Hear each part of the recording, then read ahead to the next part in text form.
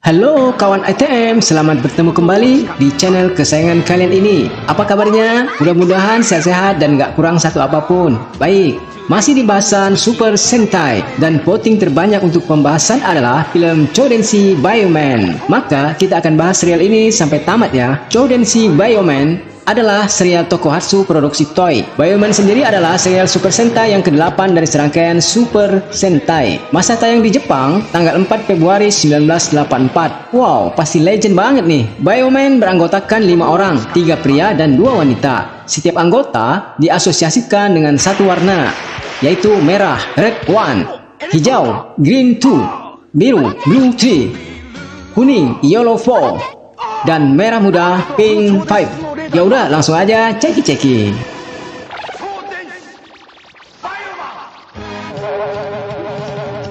Kisah Bioman menceritakan seorang ilmuwan dari planet Sinte Kokugia, Neocloud Dr. Man, berambisi jadi ilmuwan ternama di dunia dan akan melenyapkan negara-negara saingannya. Yang pertama adalah Jepang sebagai negara saing Tenotobia di abad 21. Untuk mewujudkan keinginannya, lalu diutus Mecha Jaijen Kubotokan ke Jepang dengan pasukan petir. Setibanya di sana, pemberitahuan pun diumumkan. Trio dari negeri Sinte, Mason, Mesaju, setelah itu invasi dimulai. Namun, keinginan Dr. Man mendapat kesulitan karena adanya makhluk dari planet Bio yang teknologinya maju banget dan telah 500 tahun menanti kehadiran jago-jago bumi hadir. Adalah Shirogo, seorang atlet terjun payung, nggak sengaja terjun di daerah Tenotobia. Ia ikutan merasakan dahsyatnya serangan pasukan petir dan Big Three. Lalu, dalam kepanikan suasana, di mana banyak ilmuwan dimusnahkan, datang robo raksasa menyelamatkannya. Ia berasal dari planet Bio, serta 4 orang lainnya.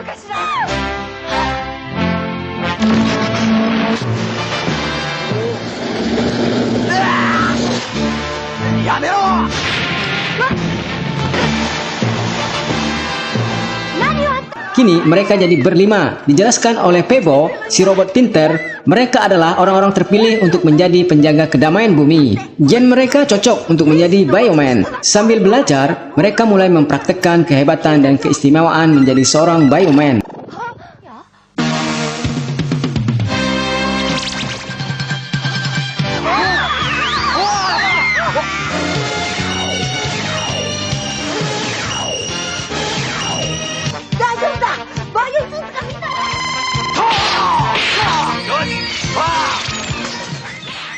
Wow, luar biasa. Kita jadi kuat ya. Alhasil, 2 dari Big Three berhasil di-KO-kan.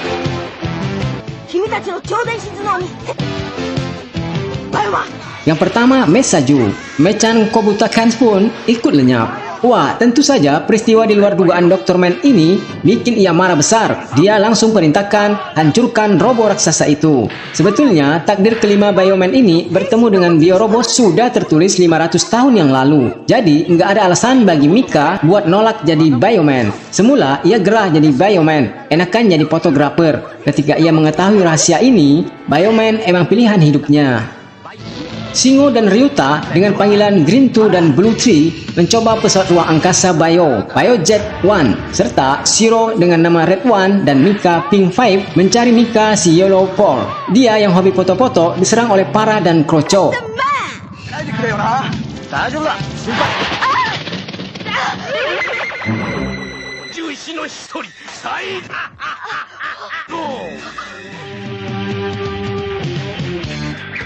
Para Cat begitu jago bagi Mika.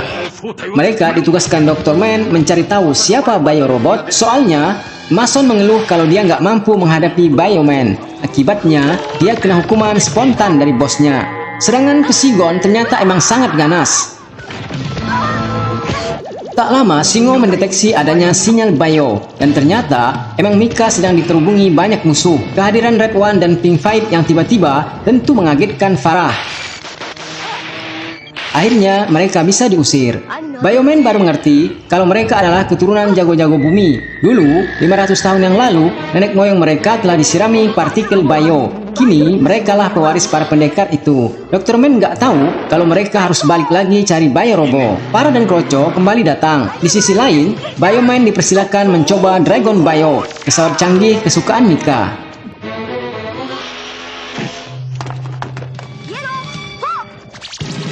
Seterusnya, mereka langsung berhadapan dengan para CS.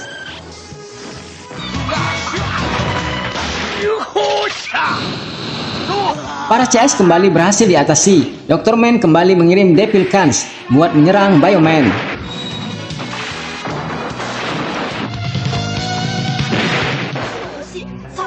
Planet Bumi adalah planet yang terindah. Itulah kenapa banyak orang-orang dari luar planet ini ingin menguasainya. Ada yang ingin menginvasi, ada pula yang ingin bantu melindungi, seperti orang-orang dari planet Bio. Dan untuk saat ini, tidak nampak tanda-tanda serangan dari planet luar. Jet Bio 1 dan 2 berpatroli dengan nyaman. Untuk kekalahan Farah dan Visigon, mereka menerima hukuman pula. Dr. Man punya rencana baru. Teorinya, bila Roboman bisa dikalahkan, maka Bioman kecil. Jadi, ia akan mempersiapkan lagi Mechan Giant yang paling kuat.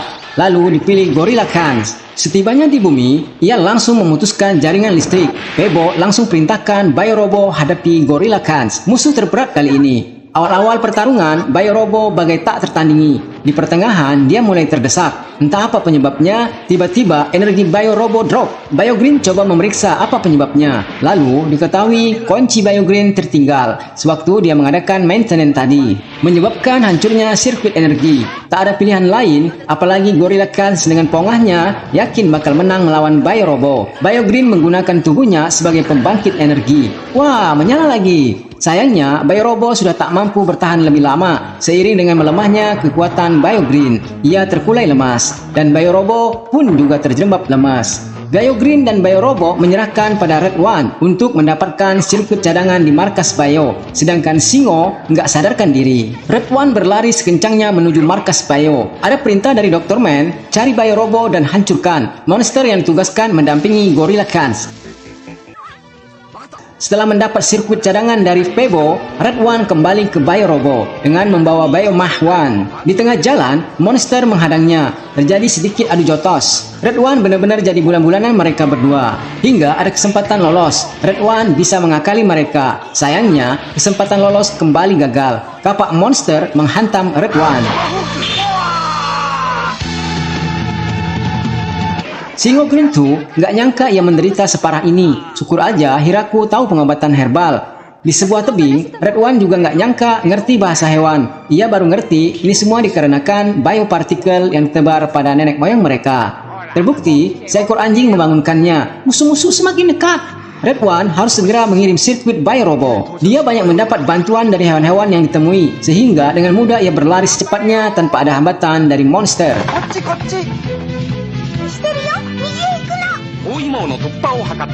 Singo akhirnya tersadar berkat obat buatan Hiraku. Lalu datang kabar dari Pebo kalau Red One dalam masalah. Lantas mereka menuju TKP.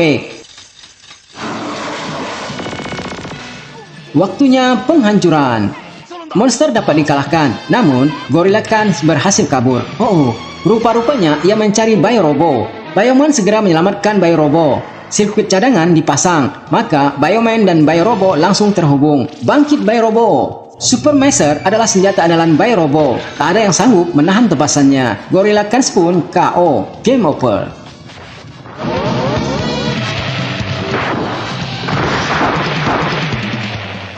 Sebuah laboratorium tiba-tiba meledak. Nggak mungkin kan bisa meledak tanpa sebab. Untuk itu, Bioman dimintakan bantuannya guna membongkar penyebab ledakan tersebut. Sementara itu, Dr. Man nggak percaya lagi kekuatan fisik semata. Monster-monster buatannya ternyata payah. Dia ingin menciptakan manusia mesin yang tak terkalahkan. Namanya manusia mesin. Shiro yang mulai paham kelebihan dirinya, yakni bisa berbicara dengan binatang, membeli banyak hewan. Salah satunya merpati, difungsikan sebagai mata-mata Pigeon 001. Mason merasa heran, kenapa Bioman bisa cepat mengetahui suatu kejadian? Lalu hari itu tiba-tiba ada yang menembak agen 001. Padahal ia baru saja hendak memberikan info seputar kemunculan makhluk aneh di suatu kota, yakni di pinggir kota Tokyo. Shiro bertanya pada petugas yang salah. Tentu saja ia bilang di sana nggak ada hal yang aneh. Sebabnya ia adalah Kroco Mason. Shiro terkepung anak buah Dr. Man. Salah satunya Junior Meslar. Kehebatan monster ini bisa berubah jadi cairan berwarna hijau. Tiba-tiba saja bisa datang. Lalu teman-teman Bioman dapat info Red One dalam masalah. Mereka pun langsung ke TKP.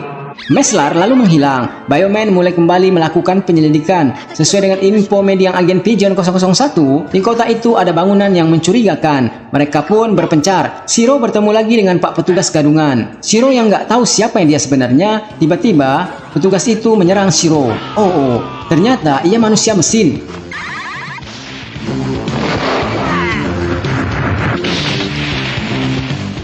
Dan faktanya, di kota ini telah menyebar manusia mesin. Anehnya lagi, mereka bisa menyerupai orang lain. Lalu, Shiro sampai ke markas pembuatan manusia mesin. Ia dihadang Mason. Di luar gedung, Green 2 dan Blue 3 dengan mengandalkan otak Chodenshi bisa mengetahui posisi manusia mesin satu persatu. Sebelum akhirnya, Meslar balik lagi menghadang Bioman. Lewat pertarungan alot, akhirnya Meslar terbang.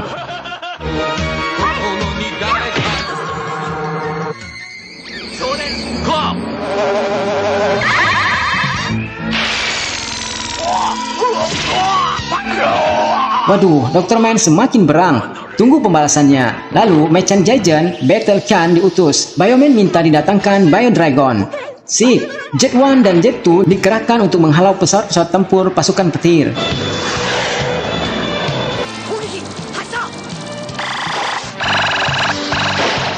Selanjutnya, penyatuan bentuk jadilah Bio Robo. Akhirnya, Mechan Jaijen Battle Khan nggak jauh lebih hebat dari Khan sebelumnya. Ia pun KO. Kini, Yellow Paw dan Blue Tree sudah menemukan kemampuan mereka. Bioman juga punya sekutu baru, anjing, kucing, dan merpati, sebagai pendukung perjuangan mereka. Mereka adalah kumpulan anak muda yang mewarisi partikel bio, tentunya buat melindungi planet terindah di jagat semesta ini. Hari ini, Shingo datang ke distrik Kageyama untuk menyelidiki rumor emas jatuh dari langit. Benar nggak sih? Tak lama datang sekelompok orang, sepertinya mereka yang bagi-bagikan emas itu. Shingo mengikuti mereka pergi. Oh, ternyata dia monster kaki tangan negeri Shintekoku Gia. Sudah kuduga. Setelah penyelidikan Green 2, Red 1 dan Pink 5 pergi menggunakan Biojet 1. Dan ternyata hujan koin emas itu memang ada. Program 1.000.000 koin emas sukses besar. Rencana Dr. Man akan menjadikan mereka manusia-manusia serakah, yang nantinya mereka akan mengubah kota jadi kota kejahatan. Yang membagikan koin-koin itu adalah Mechan Jaijen Mirekan. Ia tak terlihat. Suatu kesempatan, Red 1 dan Pink 5 sempat melihat Mechan Jaijen baru. Tapi, tak lama, ia kembali menghilang. Pengetahuan ilmiah Dr. Man luar biasa ya. Green Paw tahu rahasia cara melihat Mirekan. Ia harus mengambil kacamata filter itu. Tapi harus menghadapi Joe Meslar dan prajurit Peter dulu.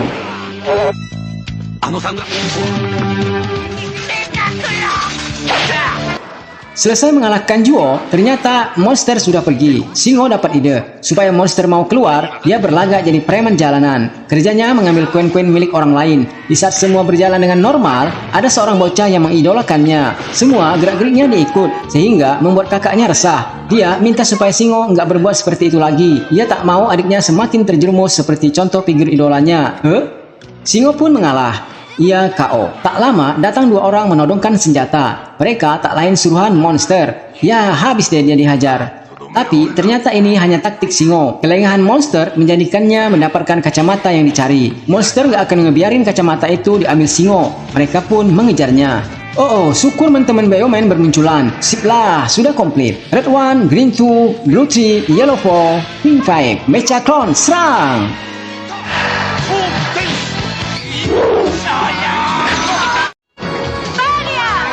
Valkyrie.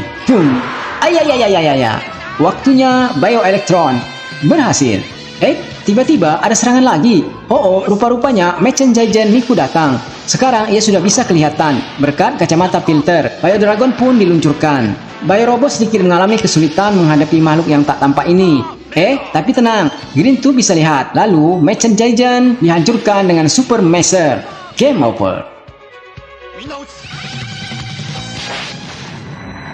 Monster mengira kapsul besar jatuh dan Mika mengira ada UFO mendarat. Wah, sebagai fotografer, ia tak ingin melewatkan peluang ini. Sungguhan UFO, pikir Mika. Gak taunya itu hanyalah jebakan Dr. Man. Mereka mulai sadar gak sanggup menghadapi Bioman dan Robo Bio secara terang-terangan. Maka disusun rencana ini. Apa itu? Shiro dan teman-teman Bioman sudah mengetahui rumor mendaratnya pesawat UFO di Gunung Onibibi. Mereka menganalisa berita itu dan ia mengetahui kalau itu hanyalah kapsul besar untuk mengangkut Mecha Jaijen. Mika entah nggak dengar atau nggak mau dengar, dengar, tetap tancap motornya. Kalau begitu, Bioman harus segera menyusul Mika. Rencana Dr. Man adalah membuat asap beracun dari bawah tanah. Akibatnya, bila benar terjadi, akan seperti ini. Dan kehadiran Mika membuat takut parah. Mereka takut rahasia proyek baru terbongkar. Bisa kacau dah. Keberanian Mika membuatnya hampir celaka. Ia dikeroyok para Cat dan Aquager. Di saat yang genting, Red One datang menyerang.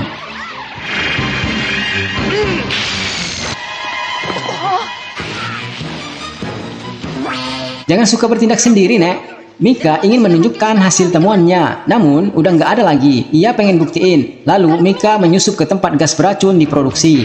Sepertinya gas siap diluncurkan. Syukur Mika segera muncul, lalu mencabut saklar alat peledak gas. Mika membawa alat itu keluar. Waduh, ramai banget prajurit petir. Tiba-tiba dari atas meluncurkan tembakan. Oh, Bioman rupanya. Itulah gunanya teman.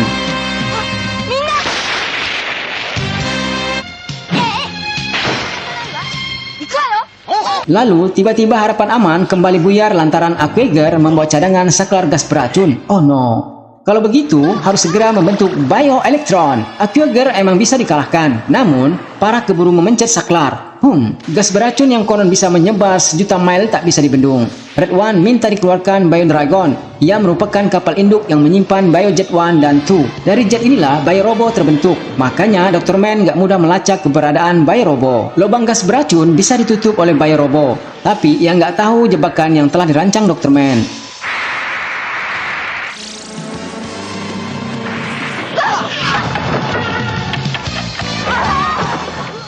Dr. Man bergirang hati Bio Robo masuk perangkapnya. Ternyata gas itu hanya umpan. Seterusnya, Saiken diutus untuk menghabisi Bio Robo. Sebelum Saiken datang, Bio Robo telah bisa menguasai dirinya kembali. Adu otot dengan Saiken pun berlangsung. Super Measure. Lalu Strike Flash menamatkan riwayat Saiken.